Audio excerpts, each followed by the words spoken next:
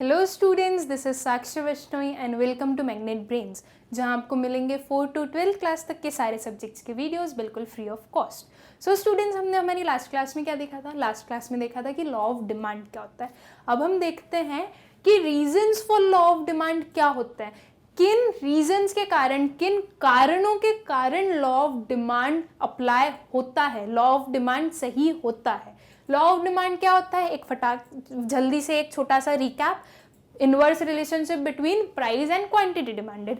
Price बढ़ा तो quantity demanded कम होगा, प्राइस कम हुआ तो क्वांटिटी डिमांडेड बढ़ेगा। एक वो इनवर्स रिलेशनशिप बताता है प्राइस और क्वांटिटी डिमांडेड में। ओके, अब क्यों होता है लॉ ऑफ डिमांड, क्यों सही बोला जाता है, क्या रीजंस होते हैं उसके? उसका फर्स्ट रीजन होता है law of diminishing marginal utility. Students, law of diminishing marginal utility क्या होता है?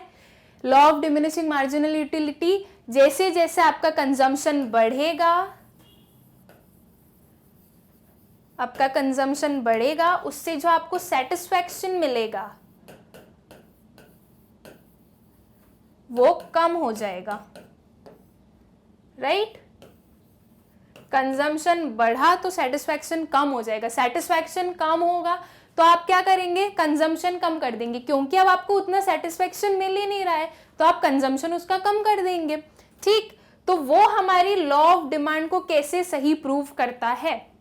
As more and more units of the commodity is consumed, the utility derived from each successive units goes on decreasing.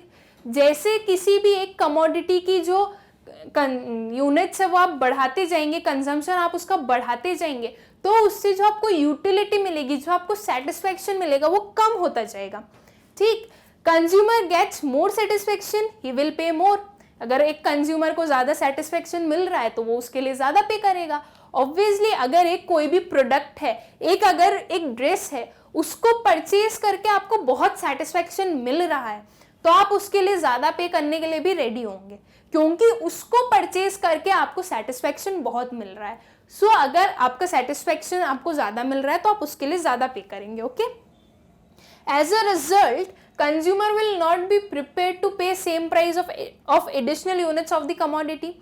अब वो dress आपने खरीद ली, अब आपको एक और ड्रेस वैसी ही चाहिए, तो अब आपका क्या मोटिव होगा कि अब यार ये ड्रेस मैंने खरीद ली है, इससे मुझे बहुत सेटिस्फैक्शन मिल गया है, अब अगर मैं एक और एडिशनल यूनिट खरीदूंगी तो क्या इतना सेटिस्फैक्शन मिलेगा नहीं, वो सेम प्राइस पर। हाँ, अगर उसका प्राइस कम हो जाता है तो आप क्या सोचेंगे? एक और ले लेती हूँ, मैं एक और परचेज कर देती हूँ, ये वाली मैं अपनी फ्रेंड को गिफ्ट कर दूंगी, फिर हम लोग ट्यूनिंग करके हम लोग कहीं पे घूमने जाएंगे, हम पार्टी करेंगे, ये आप सोचेंगे। किस केस में? अगर उसका प्राइस कम हो रहा है तो आपका ये मोटिव होगा, आप ये सोचेंगे कि मैं ऐसा कर सकती हूँ, तो आप क्या करेंगे? उसको और परचेज करेंगे। किस रीजन से परचेज करेंगे? कि उसका जो प्राइस है वो कम हो गया है, उसका प्राइस कम हो गया है, इसलिए आपने उसका एक और पीस खरीद लिया है। लेकिन अगर ये प्राइस कम नहीं होता तो क्या आप उसे परचेज करते? नहीं करते आप उसे परचेज। आप क्या सोचते कि एक ड्रेस थी जो मैंने मेरे लिए खरीद ली है, ठीक है, मुझे बहुत सेटिस्फैक्शन मिल गया है, इसका प्राइस था 500। ओके, आपने जो ड्रेस खरीदी वो 500 एंड 500 बहुत महंगा है, बहुत महंगा है आपके अकॉर्डिंग। 500 रुपीज की ड्रेस मतलब कि बहुत महंगी ड्रेस है, तो अब ये सेम प्राइस आप पे नहीं करना चाहेंगे उस सेम पर्टिकुलर ड्रेस के लिए। हाँ, बट अगर ये 500 आपकी 300 में कन्वर्ट हो जाए तो आप क्या सोचेंगे? चलो एक और पीस ले लेते हैं, वो भी हम देख लेंगे। तो क्या हुआ? जैसे प्राइस कम हुआ तो आपकी जो डिमांड है वो बढ़ गई, और हमारा लॉ ऑफ डिमांड क्या बोलता है? Inverse relationship between price and demand. Price कम होगा तो डिमांड बढ़ेगी एंड प्राइस ज्यादा होगा तो डिमांड कम होगी। सो लॉ ऑफ डीएमयू उसे हेल्प करता है सही बताने में। कैसे? क्योंकि जैसे जैसे आप कंजम्पशन बढ़ाएंगे आपका जो सेटिस्फेक्शन है वो कम होगा, और आप वो सेम प्राइस पे नहीं करना चाहेंगे वो सेम प्रोडक्ट के लिए।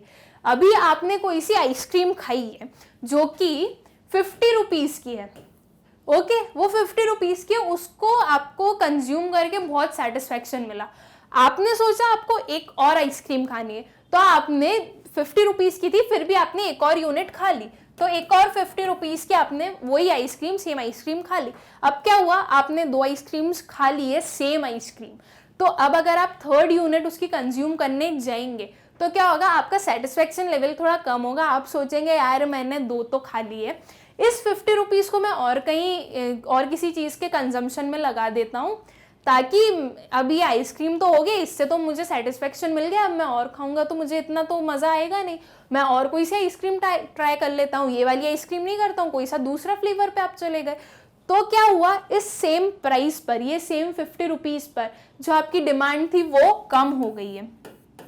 हाँ, अगर वही सेम आइसक्रीम आपको बहुत पसंद है और वो सेम आइसक्रीम अब वो मिल रही है 30 रुपीज़ में, अब वो आइसक्रीम 30 रुपीज़ में मिल रही है, तो आप क्या सोचेंगे, यार अब तो ये और थोड़ी चीप हो गई, ये थोड़ी सस्ती हो गई, अब मैं एक और यूनिट तो कंज्यूम कर ही सकता हूँ। तो प्राइस कम हुआ है तो आपने क्या किया, उसकी डिमांड बढ़ा दी, आपने एक और यूनिट कंज्यूम कर ली उसकी। क्यों?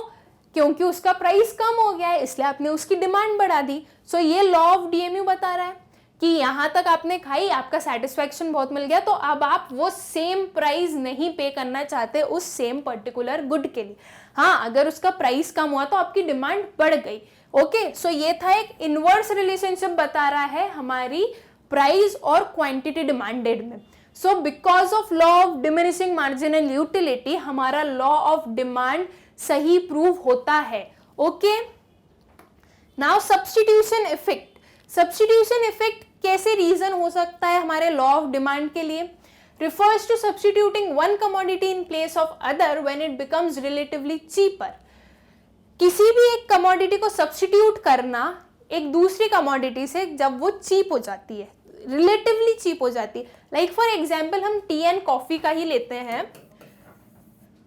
अभी आप कंज्यूम कर रहे हैं कॉफी, वो कॉफी आपको 50 रुपीज में मिलती है। ओके, वो कॉफी आपको 50 रुपीज में मिलती है जो कॉफी आप कंज्यूम कर रहे हैं, और टी भी आप जो कंज्यूम करते हैं वो आपको 50 रुपीज में मिलती है। अब टी के प्राइसेस में तो कोई चेंजेस नहीं है, बट जो कॉफी है उसका प्राइस बढ़ गया है, उसका प्राइस हो गया 70 रुपीज। जब इसका प्राइस बढ़ा तो आपने क्या सोचा कि हम टी का कंजम्पशन बढ़ा देते हैं, मतलब कि इसका प्राइस इंक्रीज हुआ है तो इसकी डिमांड आपने कम कर दी है, राइट? इसका प्राइस इंक्रीज हुआ, 50 से 70 हो गया, तो आपने जो उसकी डिमांड थी वो कम कर दी। क्यों कम कर दी? क्योंकि जो टी है वो रिलेटिवली चीपर हो गई है, वो कॉफी के कंपैरिजन में चीप हो गई है। वो तो 50 की ही मिल रही है, वो पहले भी 50 की मिलती थी, वो अभी भी 50 की मिल रही है, बट जब उसे आप कॉफी से कंपेयर कर रहे हैं तो क्या हो रहा है, वो चीप हो गई है। इधर आपको 20 रुपीज का डिफरेंस दिख रहा है, तो वो 20 रुपीज आप सोचेंगे कि आप वो सेव करें और ये जो 50 रुपीज की टी है वो आप परचेज करें। तो क्या हुआ, जब कॉफी का प्राइस बढ़ा तो आपने उसकी डिमांड कम कर दी। यही रिलेशनशिप हमें बताता है law of demand inverse relationship. जब प्राइस बढ़ा तो उसकी डिमांड कम हो गई। तो क्योंकि सब्स्टिट्यूटिंग इफेक्ट होता है इसलिए हमारा लॉ ऑफ डिमांड सही होता है, इसके प्राइस के बढ़ने से जो डिमांड थी वो कम हो गई। ठीक, now income effect refers to the effect on income when real income of the consumer changes due to change in price of the given commodity। Real income बोला है स्टूडेंट्स यहाँ पे। रियल इनकम क्या होती है? हमारी जो इनकम होती है स्टूडेंट्स वो दो टाइप की होती है, एक होती है मनी इनकम और एक होती है रियल इनकम। मनी इनकम क्या होती है? आपको जो इनकम मिलती है वो मनी इनकम होती है। जैसे कि एक एग्जाम्पल के लिए हम ले लेते हैं कि जो आपकी मनी इनकम है, जो आपकी टोटल इनकम है वो 1000 रुपीज है, तो ये हुई आपकी मनी इनकम। वो जो 1000 रुपीज है उसे हम मनी इनकम में इंक्लूड करेंगे। और रियल इनकम क्या होगी? रियल इनकम को हम ऐसे एक्सप्रेस करते हैं, जैसे कि आप कोई एक प्रोडक्ट कंज्यूम करते हैं जिसका प्राइस है 200 एट प्रेजेंट। 200 उसका प्राइस है एट प्रेजेंट। अब उसका प्राइस हो गया कम, प्राइस कम होके वो हो गया 100 रुपीज। तो आपकी जो रियल इनकम है वो 100 रुपीज से बढ़ गई। आपकी जो रियल इनकम है वो 100 रुपीज से इंक्रीज हो गई। मतलब कि जो प्रोडक्ट आप पहले 200 रुपए में खरीदते थे अब वो आप 100 रुपए में खरीद सकते हैं। तो जो आपकी इनकम है वो 100 रुपीज बढ़ गई। आप उसे 100 रुपीज जो है वो सेव कर सकते हैं। आप उस 100 रुपीज में वो सेम प्रोडक्ट 2 यूनिट्स का खरीद सकते हैं। तो आपकी रियल इनकम बढ़ी है। आपकी मनी इनकम नहीं बढ़ी, आपकी मनी इनकम तो 1000 थी, वो 1000 ही है, बट ये 100 रुपीज क्या बता रहा है कि आपकी जो रियल इनकम है वो बढ़ गई है। ठीक, तो रियल इनकम के बढ़ने से हमारा लॉ ऑफ डिमांड कैसे अप्लाई होता है? जब किसी भी एक कमोडिटी की प्राइस डिक्रीज हुई है, अगर कमोडिटी की प्राइस डिक्रीज हुई है तो आपकी जो इनकम है, जो रियल इनकम है, वो क्या हो गई? बढ़ गई। जब वो इनकम बढ़ी, आपकी जो रियल इनकम बढ़ी है, तो उसका क्या इफेक्ट होगा डिमांड पर? डिमांड भी बढ़ जाएगी। और ये क्या बता रहा है? इधर प्राइस कम हुआ और इधर डिमांड बढ़ी। एक इनवर्स रिलेशनशिप बता रहा है प्राइस और डिमांड में। अगर यही प्राइस इंक्रीज हो गया है, वो जो 200 रुपीज था वो अब 400 रुपीज का हो गया है, तो आपकी रियल इनकम कम हो गई है। अब आपको और ज्यादा पे करना पड़ रहा है वो सेम प्रोडक्ट को परचेज करने में, तो आपकी जो इनकम है वो कम हो गई है। तो आप क्या करेंगे? उसकी डिमांड कम कर देंगे, बिकॉज अब आपको पे ज्यादा करना पड़ रहा है, आपकी रियल इनकम तो उतनी बची नहीं है, तो आप उसकी डिमांड कम कर देंगे। तो ये फिर से हमें इनवर्स रिलेशनशिप बता रहा है प्राइस और डिमांड में। प्राइस बढ़ा है तो डिमांड कम हो गई है। ठीक, तो रियल इनकम इफेक्ट करती है हमारे लॉ ऑफ, हमारे डिमांड को और प्राइस को। ठीक, additional customers, when price of a commodity falls, many new customers who were not in a position to buy it earlier due to its high price starts purchasing it. Additional customers कैसे बढ़ जाते हैं? अब मान लीजिए बहुत Apple का phone ले लीजिए, ठीक है, आईफोन है, वो अभी बहुत महंगा है, अब उसका प्राइस कम हो गया है। बहुत सारे लोगों की विश थी कि हमें आईफोन चाहिए, बट वो उसे परचेज नहीं कर पा रहे थे। क्यों परचेज नहीं कर पा रहे थे? Because of its high price. उसका प्राइस बहुत ज़्यादा था, इसलिए वो उसे परचेज नहीं कर सकते थे। उनकी वो सिर्फ एक विश थी, वो एबिलिटी नहीं हो पा रही थी। उनके पास उतनी एबिलिटी नहीं थी कि वो उस मोबाइल को परचेज कर ले, वो उनकी सिर्फ एक विश थी। तो अब जब उस आईफोन का प्राइस कम हुआ है, जब आईफोन का प्राइस कम हुआ है, तो जिन लोगों की विश थी, अब वो लोग एबल हो गए हैं उस पर्टिकुलर आईफोन को खरीदने के लिए। तो क्या होगा? कस्टमर्स बढ़ेंगे। कस्टमर्स बढ़े मतलब डिमांड बढ़ेगी। प्राइस कम हुआ और डिमांड बढ़ गई उसकी। क्यों? Because of additional customers. जो लोग उसे पहले नहीं खरीद पा रहे थे, अब वो भी खरीद पा रहे हैं, इसलिए उसकी डिमांड बढ़ गई है। ठीक, ये तो हुए जो लोग नहीं खरीद पा रहे थे। इसके अलावा कुछ ओल्ड कस्टमर्स भी होंगे आईफोन के, जो लोग जिन्हें वो आईफोन खरीदना होगा, तो वो लोग भी तो खरीदेंगे, तो उनकी भी डिमांड इसमें इंक्रीज ही होगी। जैसे उसका प्राइस कम हुआ तो उसकी डिमांड बढ़ेगी, अब ज्यादा लोग खरीदना चाहेंगे, सो प्राइस कम हुआ तो डिमांड बढ़ी। और अगर वही सेम पर्टिकुलर आईफोन का प्राइस और इंक्रीज हो गया, तो जितने लोग एबल थे उसमें से भी लोग अब कम हो जाएंगे और उसकी जो डिमांड है वो गिर जाएगी, डिमांड उसकी डिक्रीज होने लगेगी। तो प्राइस इंक्रीज हो रहा है एंड डिमांड कम हो रही है। ठीक, सो एडिशनल कस्टमर्स भी हमारे लॉ ऑफ डिमांड को सही प्रूफ करते हैं।